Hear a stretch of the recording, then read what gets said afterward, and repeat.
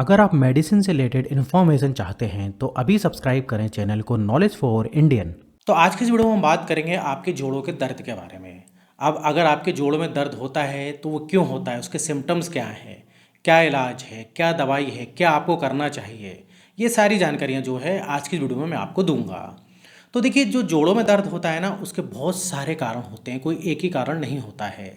जैसे कि अर्थराइटिस है, आपको गठिया की बीमारी है, एक एज के बाद मतलब बोले तो ओल्ड एज में हमको जो है जोड़ों में दर्द होता है।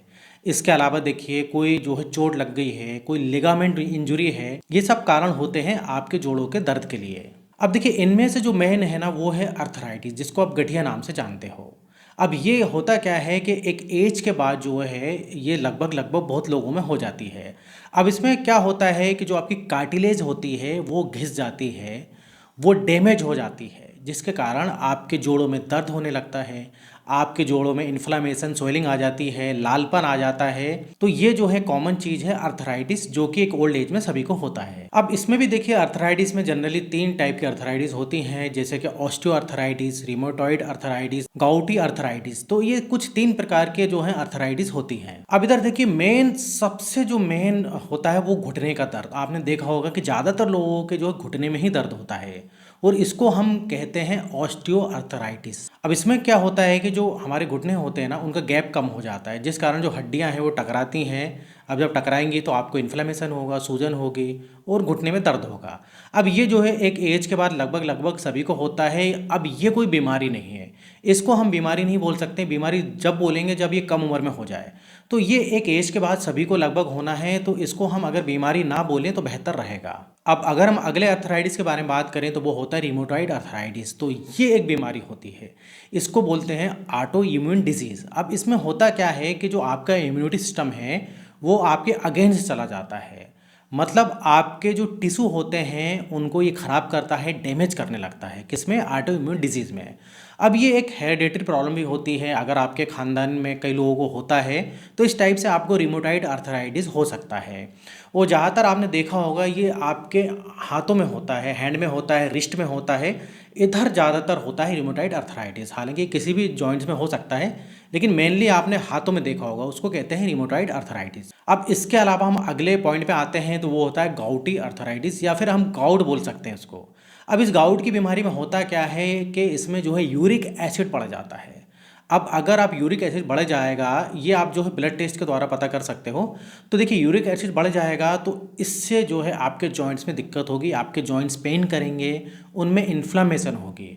अब इसमें होता क्या है कि जो जॉइंट्स होते हैं ना, उनके अंदर क्रिस्टल जमा होने लगता है, क्रिस्टल डिपॉजिट हो जाता है, जिस कारण आपके जोड़ों में परेशानियां चालू हो जाती हैं, दर्द, स्वेलिंग जैसी चीज़ें। और आपके जॉइंट्स स्टिफ हो जाते हैं, मतलब मूव नहीं करते हैं सही तरीके से, या फिर मूव करते हैं तो काफ़ी पेन होता है। तो ये होता है आपका गाउट के कारण, गाउटी अर्थराइटिस को आप बोल सकते हो। तो इधर देखिए, मैंने कुछ 3 टाइप के जो अर्थराइटिस है उनके बारे में आपको शॉर्ट में जानकारी दी है।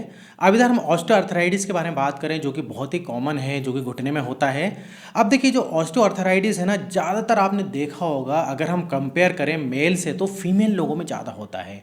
महिलाओं में बहुत ज़्यादा जो है इस टाइप की प्रॉब्लम होती है, और आपने देखा होगा कि उनके घुटने में प्रॉब्लम रहती है। अब महिला में होता क्या है कि उनके हार्मोन्स के कारण सबसे ज़्यादा प्रॉब्लम होती है। आफ्टर मीनोपॉज जो है महिला लोगों को ऑस्टियोआर्थराइटिस होने की संभावना काफ़ी बढ़ जाती है। अब देखिए, अब वैसे भी कैल्शियम की कमी और विटामिन डी की कमी होती है महिला लोगों में। अब मीनोपॉज के बाद और ज़्यादा कैल्शियम और विटामिन डी की कमी हो जाती है। तो जो हार्मोन्स गड़बड़ करते हैं ना, तो उस कारण महिलाओं में ज़्यादा परेशानी देखी गई है, अगर हम कंपेयर करें आदमी लोगों से तो। अब इसके अलावा बहुत बड़ा कारण है ऑस्टियोआर्थराइटिस का, वो है वजन। अगर वजन बढ़ जाए तो इससे ऑस्टियोआर्थराइटिस हो जाता है, चाहे वो फीमेल हो चाहे मेल हो। तो इधर सबसे ज़्यादा आपने देखा होगा कि फीमेल लोगों का वेट भी बहुत जल्दी बढ़ता है, बहुत ज़्यादा जो है आज की डेट में फीमेलों का जो है, महिला लोगों का मोटापा जो है बढ़ते जा रहा है, जिस कारण ऑस्टियोआर्थराइटिस जैसी परेशानियां भी बढ़ते जा रही हैं। अब देखिए, जो ऑस्टियोआर्थराइटिस है ना, इसकी जो शुरुआत है 40 साल से होने लगती है।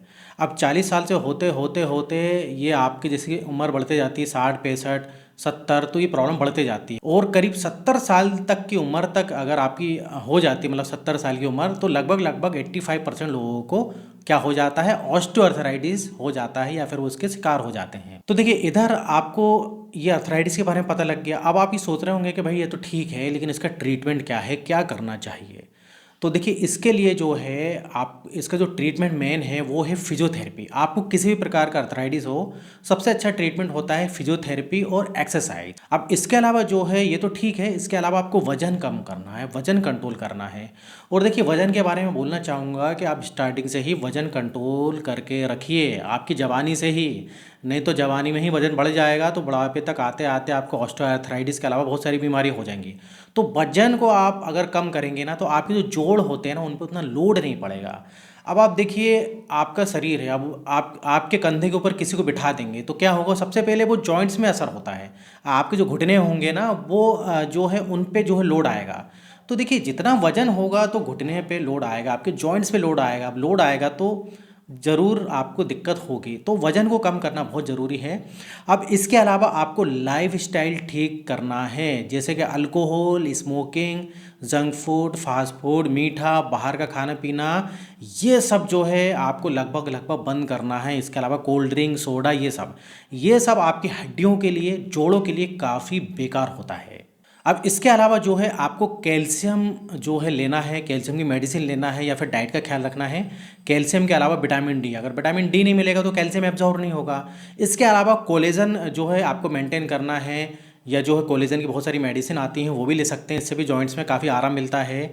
इसके अलावा देखिए प्रोटीन भी सही मात्रा में लेते जाइए, क्योंकि प्रोटीन सही रहेगा तो आपकी मसल्स भी सही रहेंगी, और आपकी मसल्स सही रहेंगी तो जो आपके जोड़ होते हैं ना उनमें ज़्यादा इतना लोड नहीं पड़ता है, मसल्स काफ़ी बचाती है। तो ये सब आपको सबसे पहले तो ध्यान रखना है। अब देखिए ये तो सब ठीक है, लेकिन अब भाई जोड़ों में ज़्यादा दर्द है तो मेडिसिन तो लेना ही पड़ेगी, कुछ भी कर लो। अब बहुत ज़्यादा दर्द है, सूजन आ गई है, तो उस कंडीशन में आप पैरासीटामोल हो गया, डाइक्लोफेनिक, इब्रोफेन, ये सब जो है दर्द की मेडिसिन ले सकते हैं अगर बहुत ज़्यादा आपको दर्द हो रहा है तो। इसके अलावा बहुत ज़्यादा जब दर्द होता है आप डॉक्टर के पास जाते हैं तो वो दर्द के इंजेक्शन भी लगाते हैं, साथ में कई बार स्टेरॉइड के इंजेक्शन भी लगाते हैं।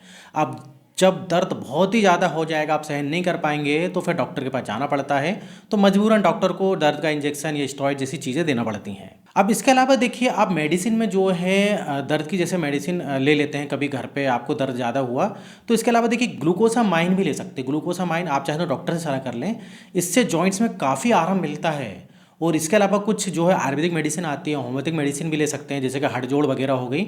ये सब भी आप अगर डेली लेते रहें, क्योंकि एक उम्र के बाद तो जोड़ों में दिक्कत होती ही होती है, तो कोई दिक्कत नहीं है। क्योंकि देखिए बहुत ज़्यादा अगर आप दर्द की मेडिसिन खाते हैं ना तो वो भी आपके लिए कहीं ना कहीं नुकसानदायक होती हैं, लेकिन कुछ दिन के लिए आप खा सकते हो। अगर आपको बहुत ज़्यादा दर्द है तो आप कुछ दिन उसको खा सकते हो, लेकिन लंबे समय तक ना खाएं। इसके अलावा कीटोरोल एक नाम की मेडिसिन भी आती है, वो आपके जॉइंट्स में बहुत अच्छा असर करती है। मतलब वो दर्द की मेडिसिन है, जैसे कि आप इब्रोफेन, पैरासीटामोल, डाइक्लोफेनिक लेते हैं, अगर उनसे आराम नहीं मिलता है तो कीटोरोल एक आती है, वो स्पेशली जो है जॉइंट्स में, जॉइंट्स का पेन, मसल्स का पेन, इनमें काफ़ी अच्छी तरीके से काम करती है। तो कुछ दिन आप उसको ले सकते हो। वो लेना है तो एक बार डॉक्टर से सलाह कर लें तो ज़रूर अच्छा रहेगा। अब इसके अलावा देखिए यूरिक एसिड, अब यूरिक एसिड के कारण जोड़ों में दर्द हो रहा है तो आप बोलेंगे कि मैंने कोई मेडिसिन के बारे में नहीं बताया। अब देखिए यूरिक एसिड के कारण अगर आपके जोड़ों में दर्द होता है तो एक तो आप दर्द की ये मेडिसिन सब ले सकते हैं, नहीं तो स्पेशली एक मेडिसिन आती है, वो होती है कोल्चिसिन 0.5 mg। ये स्पेशली यूरिक एसिड के लिए ली जाती है, यूरिक एसिड को जो है कम करती है, और साथ में आप चाहें तो कोई पेन किलर ले सकते हैं।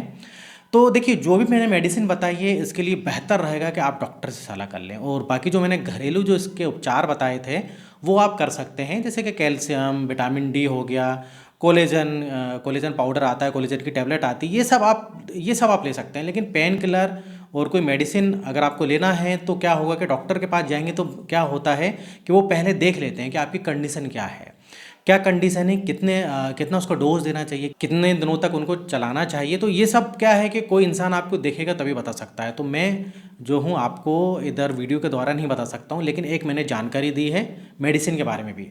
तो इधर मैंने काफ़ी कुछ जो है आपके जोड़ों के दर्द के बारे में बता दिया है, और इधर मेरा वीडियो खत्म होता है। और इस टाइप से अगर आपको और भी वीडियो देखना है हेल्थ और मेडिसिन से रिलेटेड, जो कि मैं बनाते रहता हूँ डेली, तो आप मेरे चैनल को सब्सक्राइब भी कर सकते हैं अगर आपने मेरे चैनल को सब्सक्राइब नहीं किया है तो वीडियो अच्छा लगे तो लाइक भी कर दीजिएगा। फिर मिलेंगे नेक्स्ट वीडियो में, जब तक आप बने रहिए, देखते रहिए आपके अपने चैनल में नॉलेज फॉर इंडियन।